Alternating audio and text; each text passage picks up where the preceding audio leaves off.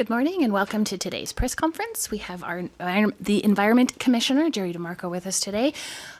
Once he's done his opening statements, we will move to questions in the room.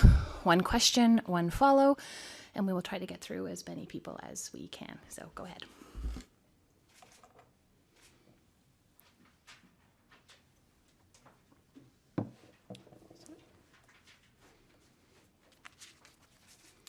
Bonjour, good morning, and thank you for joining me. I'm Jerry DeMarco, Canada's Commissioner of the Environment and Sustainable Development. I would like to begin by acknowledging that we are on the traditional unceded territory of the Algonquin and Anishinaabe people. Je suis ici aujourd'hui pour présenter 5 rapports que nous avons remis au Parlement ce matin.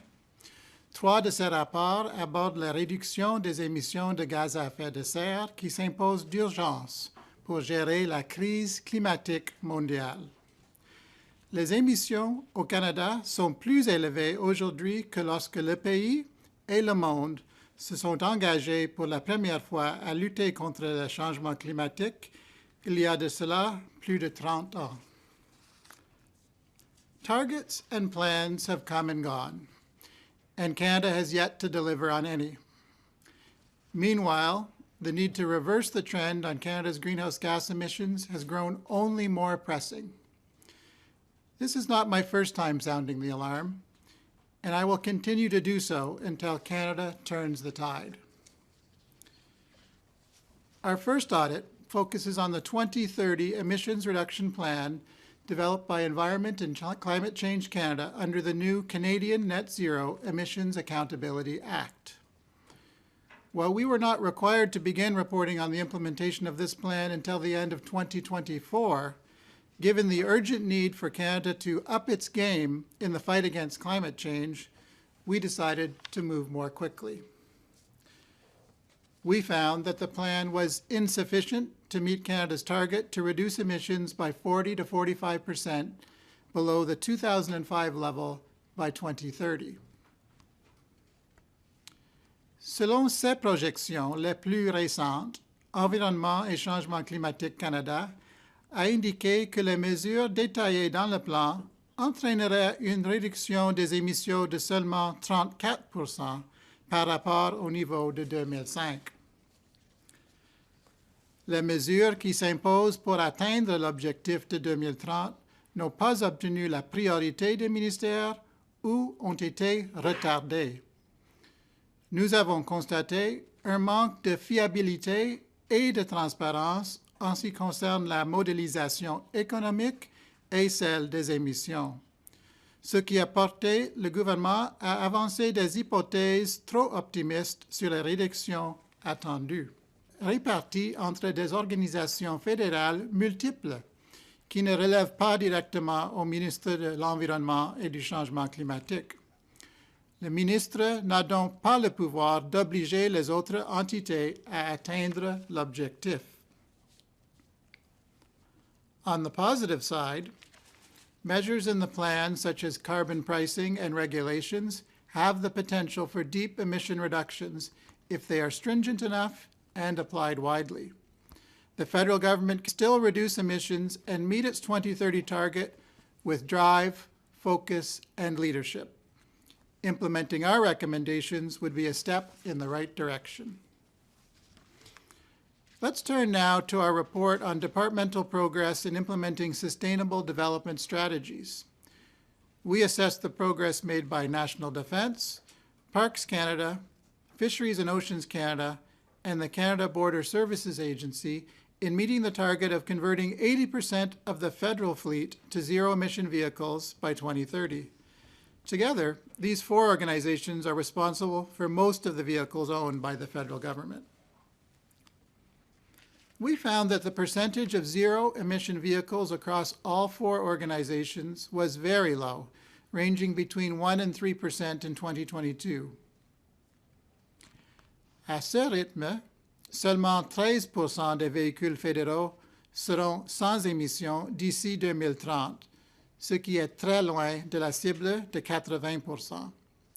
Aucune des organisations n'avait d'approche stratégique pour indiquer comment elles comptaient atteindre la cible. Avec 2030 comme objectif et étant donné que le gouvernement renouvelle habituellement ses véhicules aux 7 ans, ces organisations doivent agir rapidement pour élaborer et mettre en œuvre des plans réalistes et qui leur permettront d'accueillir des véhicules à émission zéro, afin que la flotte du gouvernement puisse contribuer à réduire les émissions de gaz à effet de serre. Also on the topic of zero-emission vehicles, our audit of the Zero-Emission Vehicle Infrastructure Program found that Natural Resources Canada had contributed to expanding the charging infrastructure overall. The program is set to exceed its 2026 target of installing 33,500 charging ports. As of July 2023, 33,887 charging ports were either completed or under development. However, we also found that in funding charging stations, the department had not prioritized underserved areas, including rural, remote, and Indigenous communities, and lower income areas. The vast majority of the ports were located in Ontario, Quebec, and British Columbia. Même si le gouvernement fédéral n'est pas le seul responsable du financement des bornes de recharge pour les véhicules à émission zéro, il peut en faire plus pour aider à corriger les écarts d'infrastructures qui sont peu susceptibles d'être comblés par le secteur privé. Nous avons constaté que Ressources naturelles Canada n'avait pas recueilli de données pour l'aider à cerner ces lacunes et il n'avait pas établi d'objectifs pour les régions mal desservies. There remains a large gap between the current number of charging stations and those needed by 2035. Natural Resources Canada needs to work with other levels of government and with the private sector to address gaps in charging infrastructure so Canadians feel confident making the switch to zero-emission vehicles. Passons maintenant à notre audit de la surveillance des prises de pêche maritime commerciales. Nous avons constaté que Pêche et Océans Canada n'avait pas réussi à recueillir des données fiables et opportunes sur les prises de poissons. Le ministère n'avait pas une vue d'ensemble de la santé des stocks de poissons au Canada. Nous avons aussi signalé que le ministère devait améliorer sa surveillance des renseignements fournis par la tierce partie.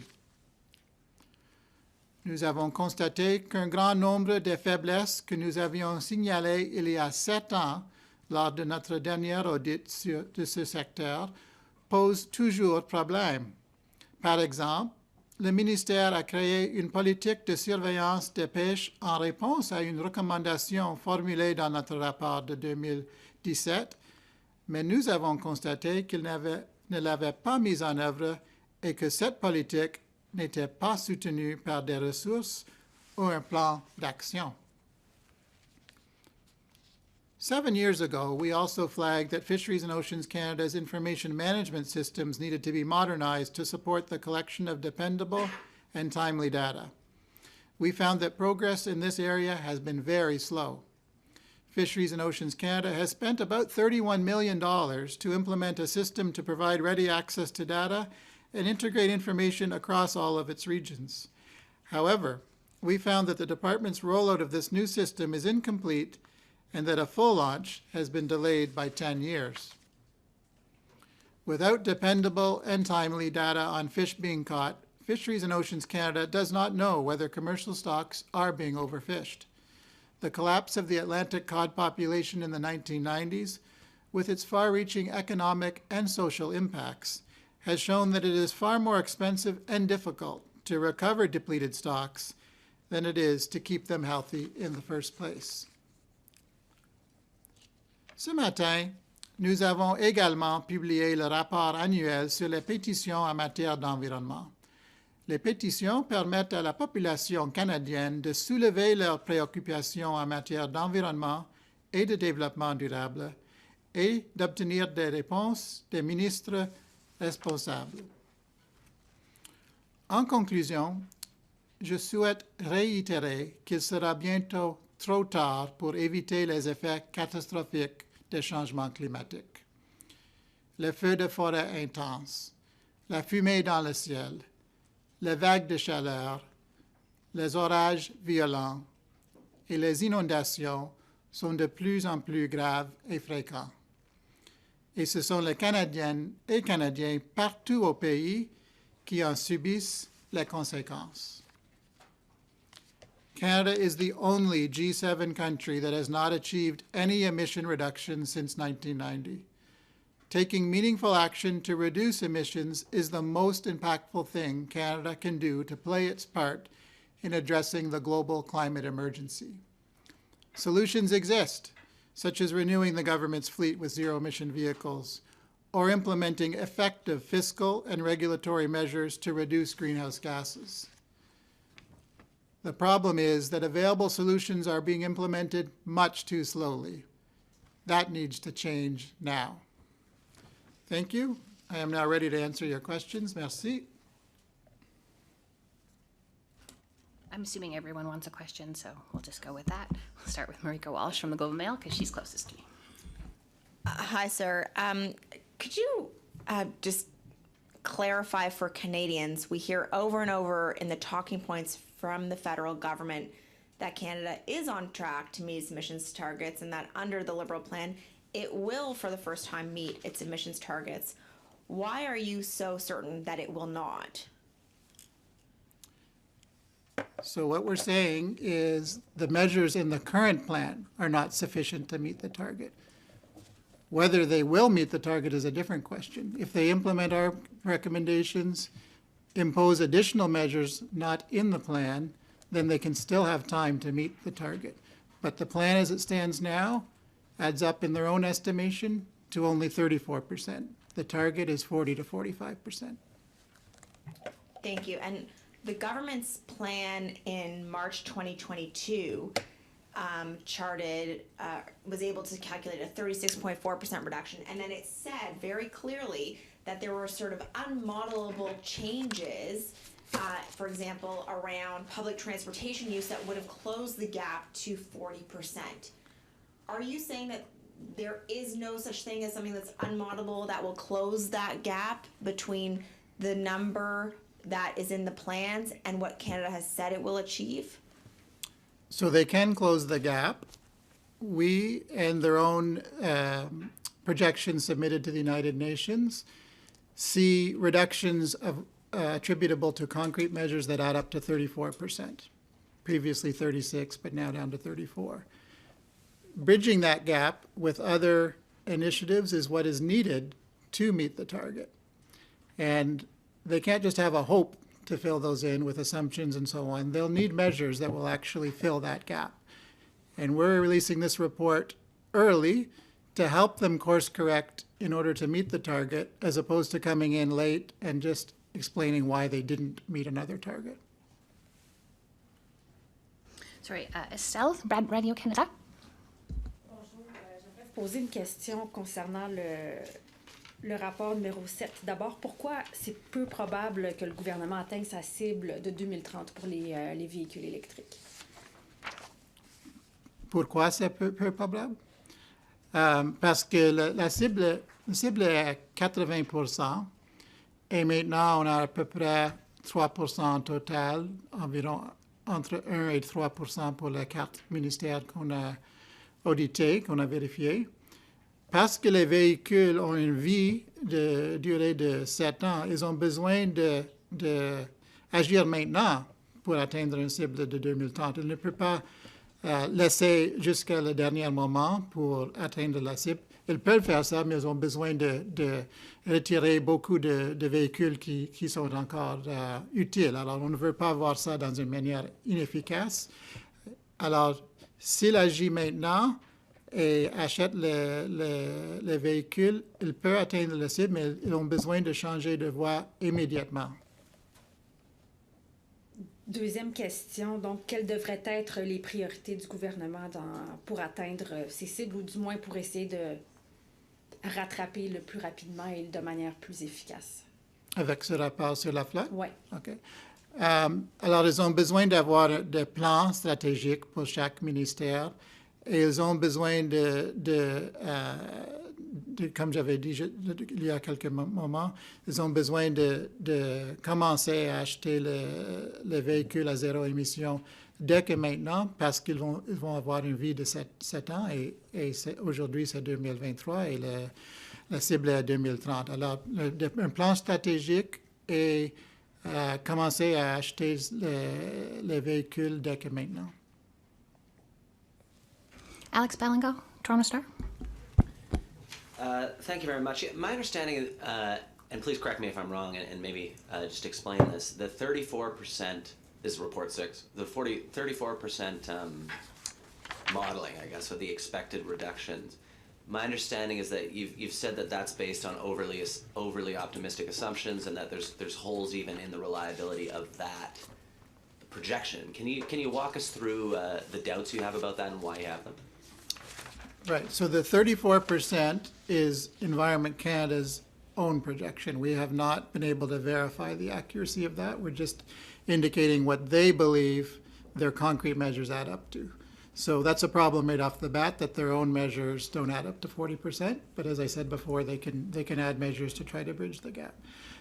The problems that we have, even with the concrete measures that are in there, so these are our concerns about the 34%, are that there's assumptions about no delays in the rollout of the key measures. And we've already seen, history tells us in Canada, that very rarely are measures put out early. They're usually quite late, such as clean fuels as being the most recent. So the model is assuming no delays, which is improbable based on past performance. I'll say that. They also assume that there'll be technological advances that aren't in the bank right now. So there are lots of existing technologies to reduce emissions, but there is reliance in the plan for the 34% on, for example, 27 megatons associated with carbon capture and storage. Unclear whether that is a reasonable assumption to make given current issues with carbon capture. And then also there was a lack of factoring in the actual costs of the climate that's already changing. So increased installation and use of air conditioners in areas that used to get by without them could increase the pressure on the grid, especially if everyone moves towards more electric sources. On the other hand, there could even be some places where they don't require home heating as much and there'd be a drop in demand. So we need to see all of that factored in to see how it nets out. So, but in a nutshell, overly optimistic assumptions about the timeliness of the rollout, and then individual assumptions in here that are questionable. In any event, they recognize that they're not going to meet 40% with these measures, so they're going to have to do more, not just fix these problems with the assumptions that would get them to the 34. They need to also bridge the gap to the 40. And eventually, I foresee that given the pressure and the global recognition of the crisis that is occurring with climate, we could even see Canada having to up its own target from 40% to 50 or 60 in the next couple of years. So they have to aim higher, not just to correct for the fact that they've always missed in previous years, but they also have to aim higher because it could very well be that the target will have to be updated very soon. And just as a follow-up,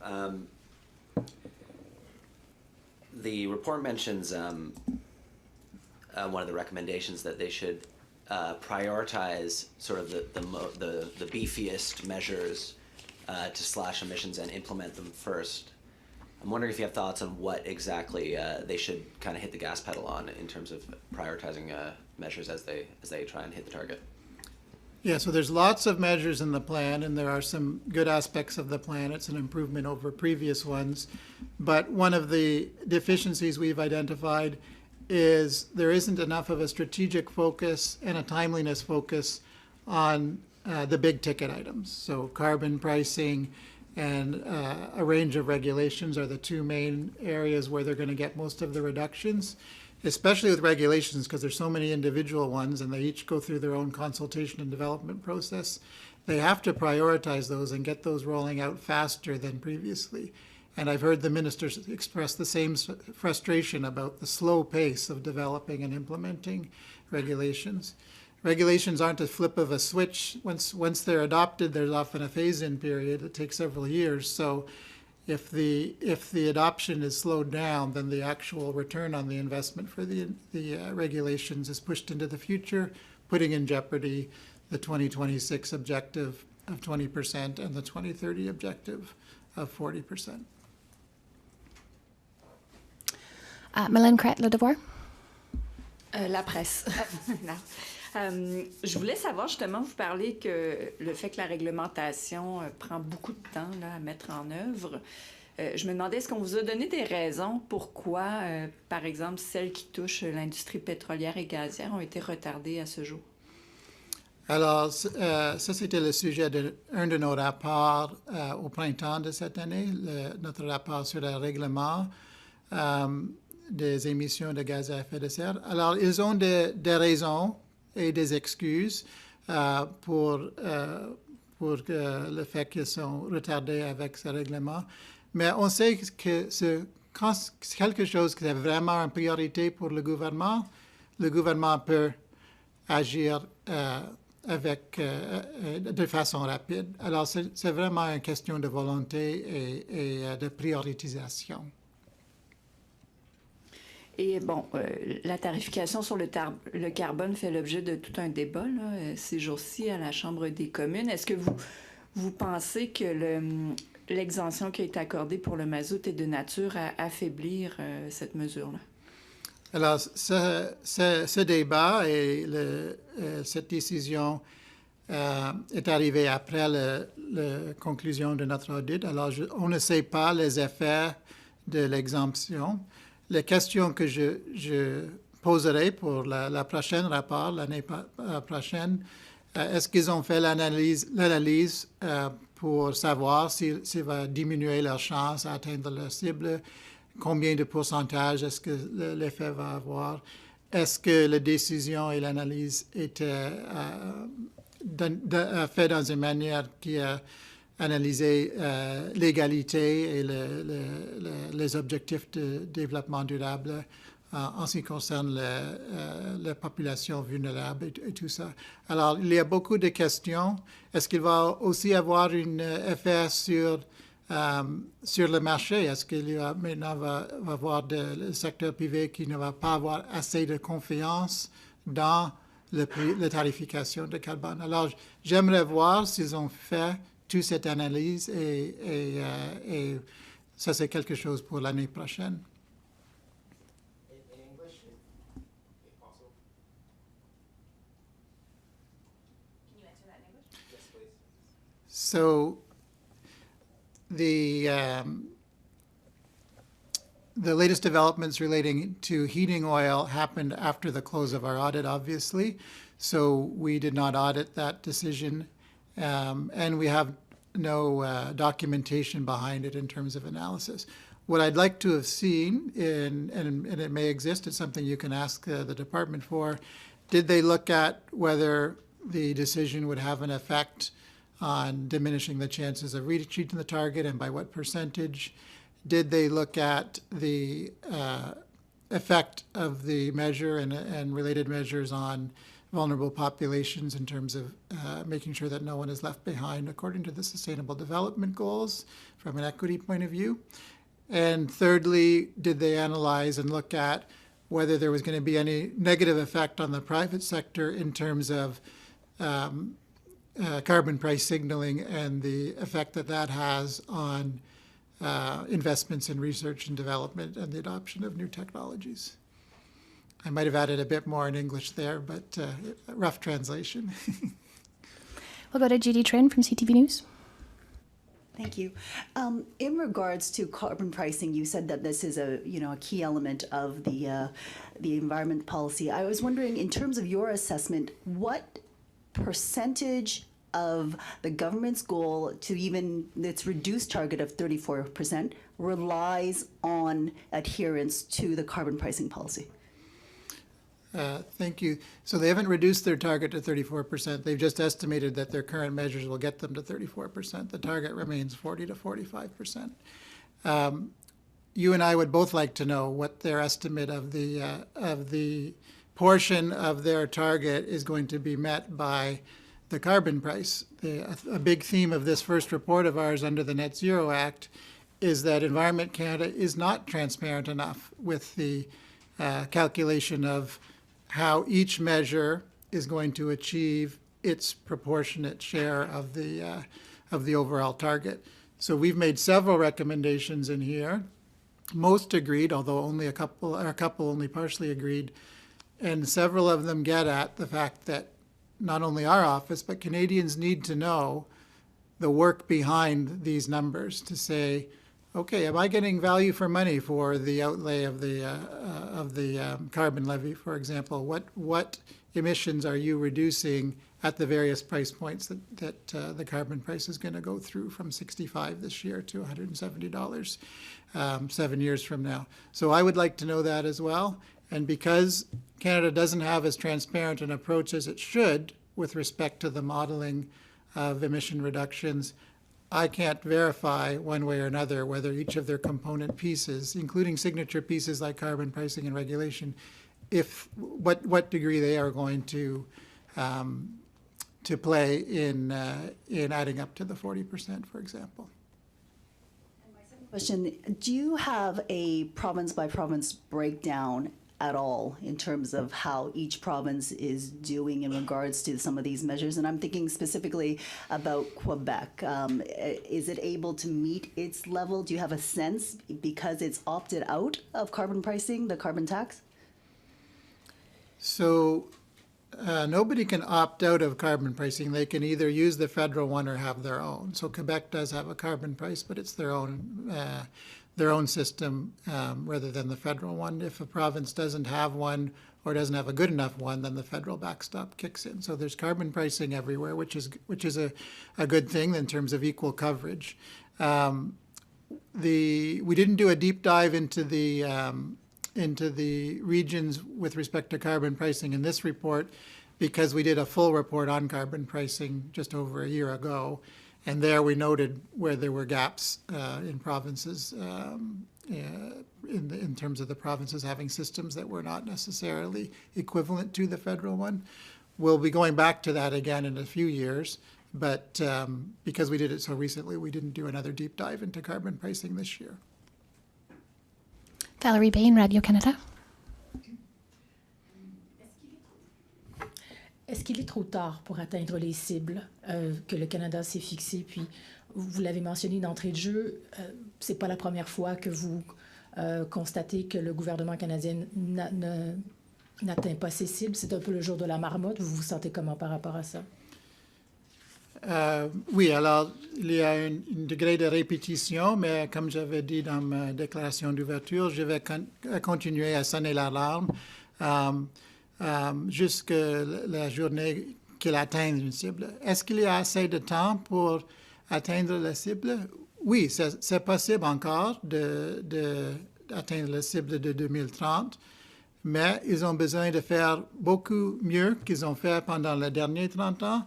Ils ont besoin de plus de mesures qui sont dans leur plan jusqu'à date.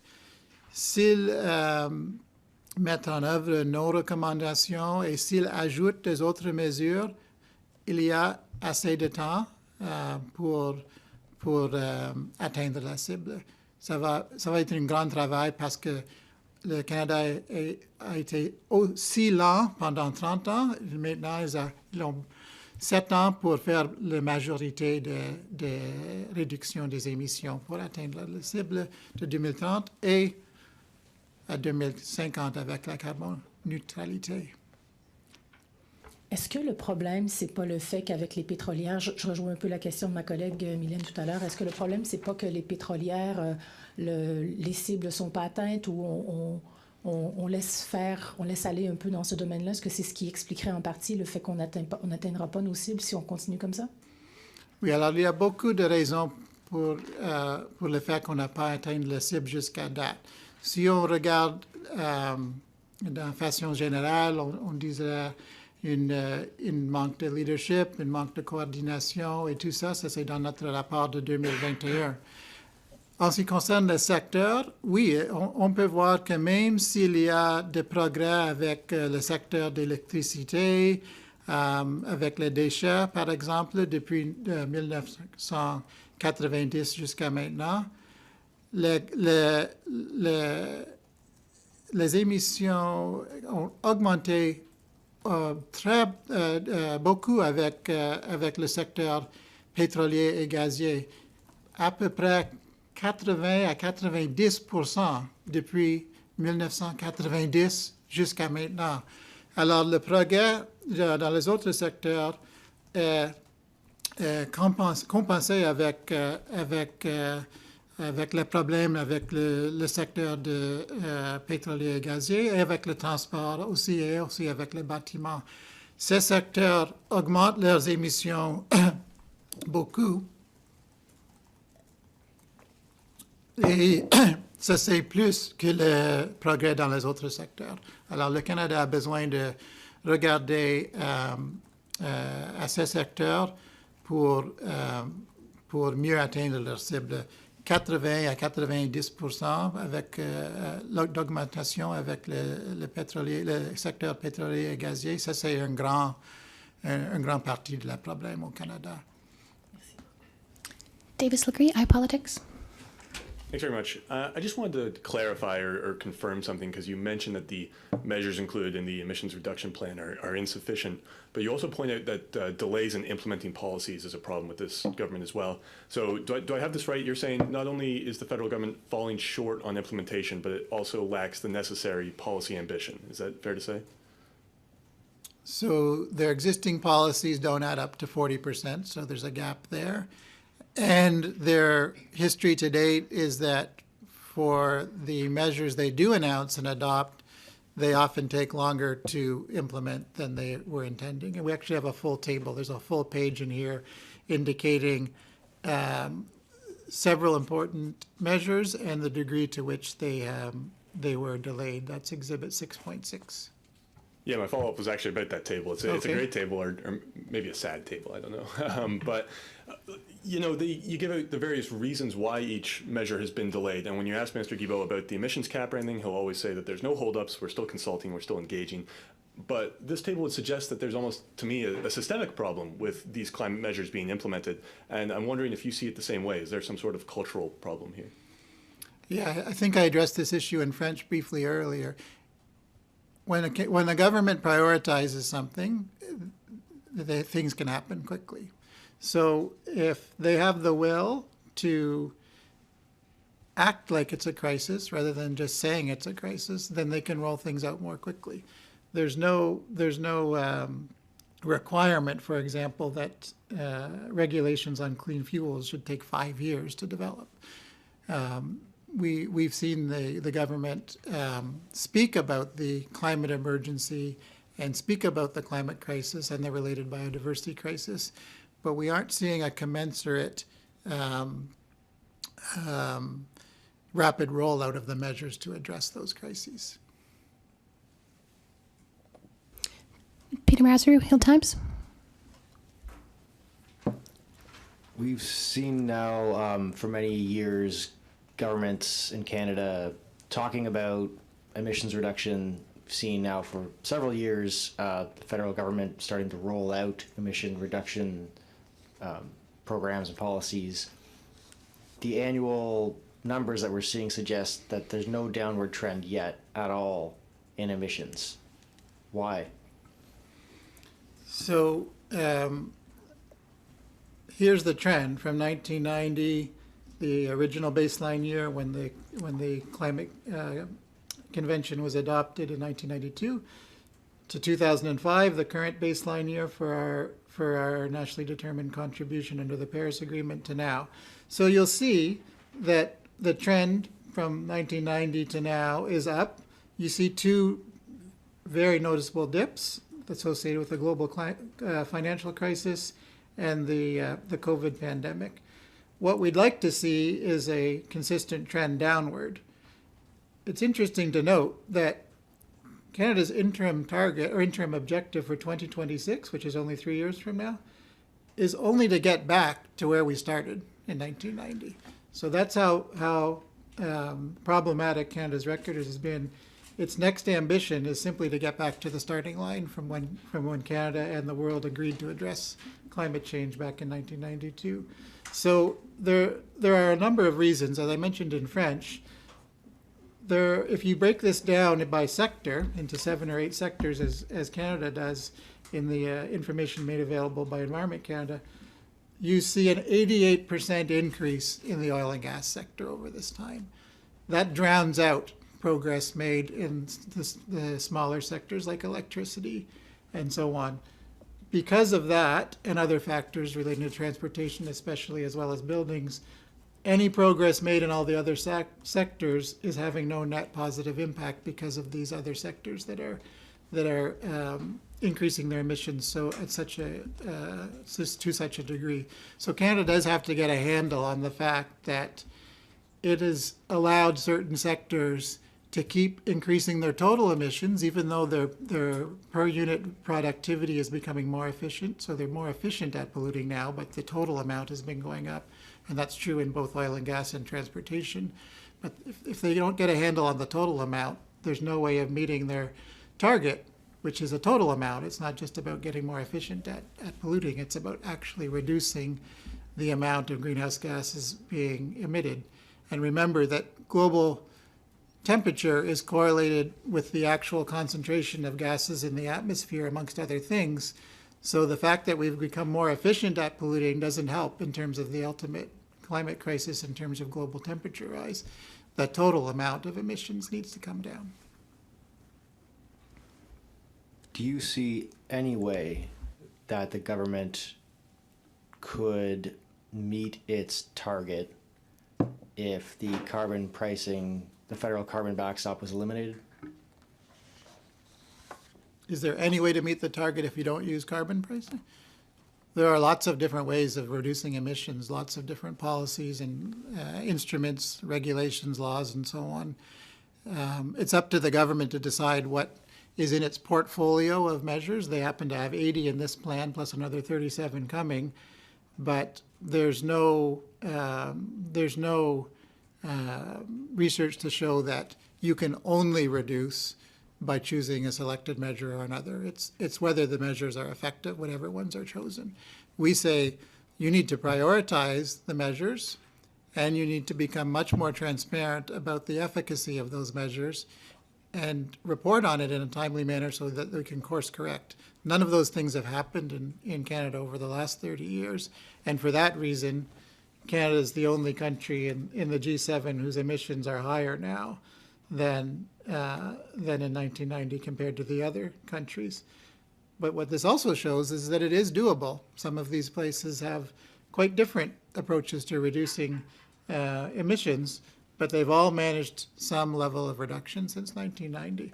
So that gives me some optimism. It's difficult to have some optimism reporting on climate change in Canada, but this gives me a little bit of optimism when I see that other G7 countries have reduced emissions. So it's the fact that our past performance has been such is not an automatic predictor that future performance will be yet another missed target.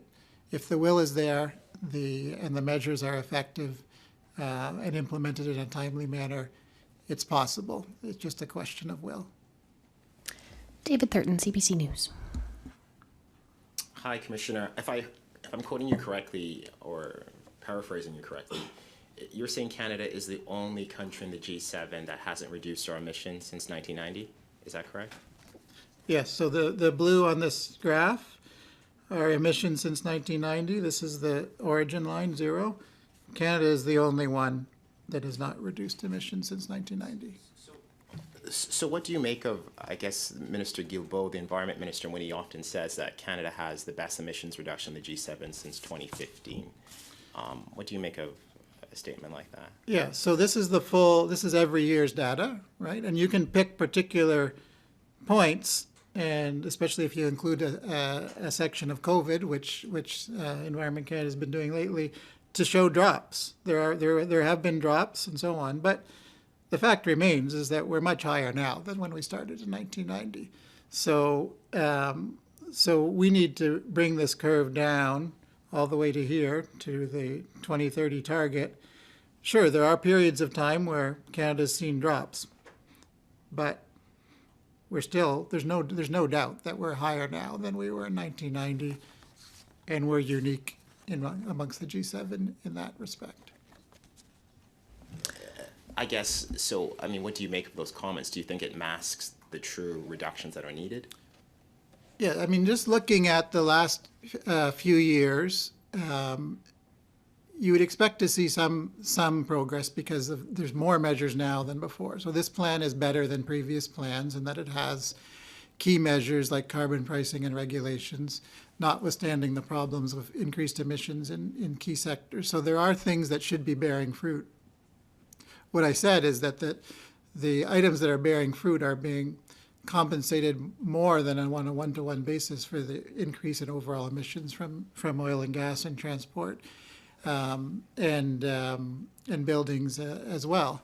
So they've got to bring everything down in order to meet the target. They can't just have one, lone wolf sector that is drowning out all of the others. And that's been Canada's main difficulty. If you look at it from a sector by sector basis, is oil and gas and transportation have become such a large portion of our emissions that unless Canada gets a handle on those, then all the progress in the world on all the others won't add up to enough. I'm going to take Chair's prerogative and put my reporter's hat on for a minute. Mia Rabson from the Canadian Press. I don't think I actually introduced myself earlier. One of the complaints about carbon pricing from the public is often that they don't see a connection between the carbon price and reduced emissions. And it seems in this report you're also pointing out that that's the same for many of the policies that the government is doing, that they've really only set or shown specific targets for some of them. How hard do you think it is with carbon pricing in particular to explain to people how many emissions it actually is cutting when we've seen no transparency on that? Yeah, I find it odd that the government isn't more transparent about the results it is getting from the measures, because it just makes it harder for the government to convince Canadians of the utility of those measures. So we'd be interested in the transparency from the perspective of, can we replicate their model and see whether it adds up to 34% or 40%, for example. But I think Canadians would benefit from that accountability and transparency because they could see the value for money in these various initiatives. All of these initiatives cost somebody something. They either cost the government for the rollout of infrastructure, they cost in Canadians in terms of the carbon levy, or they cost industry.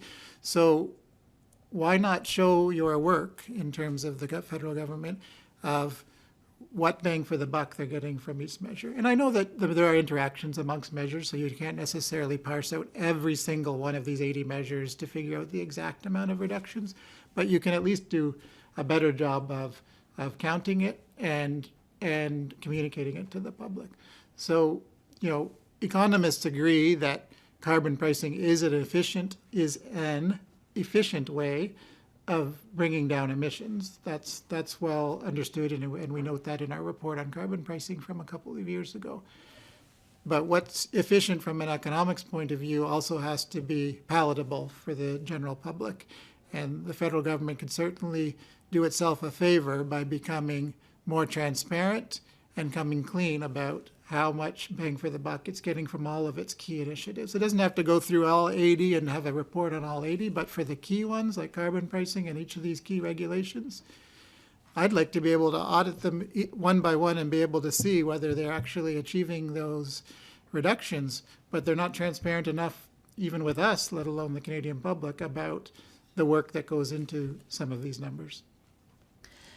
And given your concerns with the lack of transparency and the shortfalls that the government is showing on meeting its targets, how hopeful are you that at some point we're going to start to see that tipping point? There are all these policies on the table, delayed or not. Do you believe that at some point there will be a tipping point with these policies? Do you have hope that that's going to happen?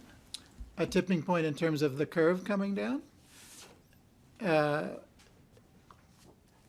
It's not something that one can know for sure, because I don't know, for example, whether Canada is willing to actually get a handle on oil and gas emissions and transport emissions. If they're serious about that, and it's not just a minor measure, but it's something that actually brings them down, then sure, you'll see the graph go down like it has in other countries that have reduced reliance on fossil fuels and transition to renewables.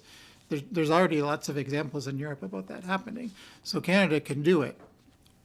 I can't predict. There's a lot of political factors and others behind your question. I can't predict whether it'll happen, but it's certainly possible for them to do it. It's just a question of will, as I mentioned earlier. And we have one question online. Rochelle Baker from the National Observer. Please go ahead. Hi there, can you hear me okay? Yes, go ahead. Okay, thanks. Mr. DeMarco, I'm actually going to pull you away from the emissions reports to the DFO fisheries report. Your recommendations, I noticed that DFO has agreed to all your recommendations, but they had done so in 2016, I gather, as well. The recommendations concentrate on speeding up monitoring policy, the implementation of the monitoring policy and the integrated info system, and concerns around third-party observers and the quality of the data that they're providing across the fisheries in a timely manner. Do you have in terms of speeding up these things or creating this kind of improving the quality of third-party data around these important fisheries, are there any that strike you as the most urgent and or important from the recommendations? And I guess what concretely needs to take place in order for that to happen? Is it concrete timelines, resources, everything? Where could the gains most be made? Thank you for the question. So the key with these recommendations is for the Department of Fisheries and Oceans to acquire dependable and timely data so that it has a better handle on whether fish stocks are being managed sustainably. It was disappointing to find that many of our recommendations from our office from 7 years ago still apply today. In terms of prioritization, your question relating to that, the implementation, resourcing and putting in a plan to implement the policy that they put in place in response to our audit from 7 years ago would be a key thing, because that policy, the fisheries monitoring policy, it's just a policy on paper. There's a table in our report showing that no fish stock has gone through all the steps in the policy yet, even though our audit was 7 years ago. So that would be a key one, would be the implementation of the very policy that they created the first time we highlighted the problems in this sector 7 years ago.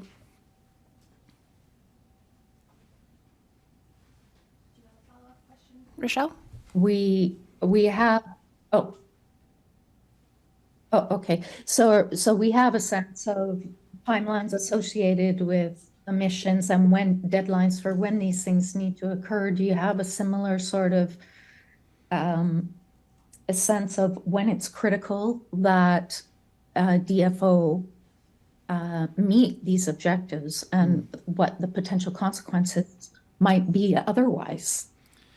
Yeah, so as disappointing as the report itself is, given that we've had to restate some conclusions from 7 years ago and re-recommend measures, what gives me some hope is that if you look at the responses to this report and even contrast it, for example, to Environment Canada's responses in the Net Zero Act report, you see concrete commitments from the department and timelines. And to your question specifically, they've committed to specific timelines in each of the recommendations. So the responses are strong in this report.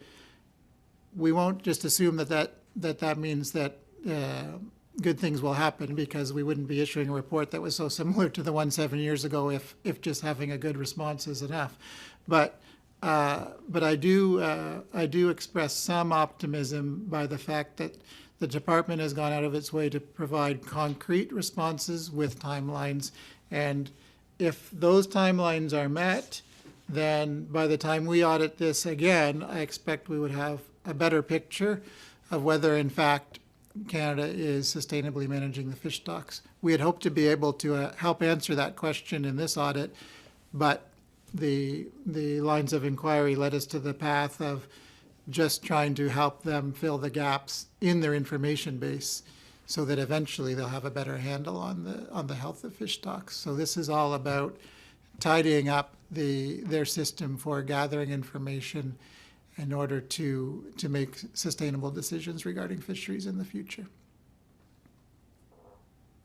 Okay, I think that will end our press conference for today. Thank you, everyone. Have a great day. Thank you all.